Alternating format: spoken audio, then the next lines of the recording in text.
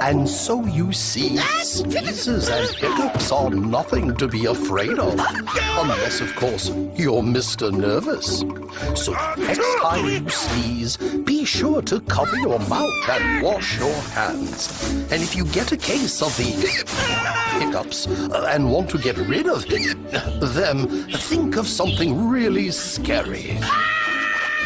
Oh dear. Thank you, Miss Scary.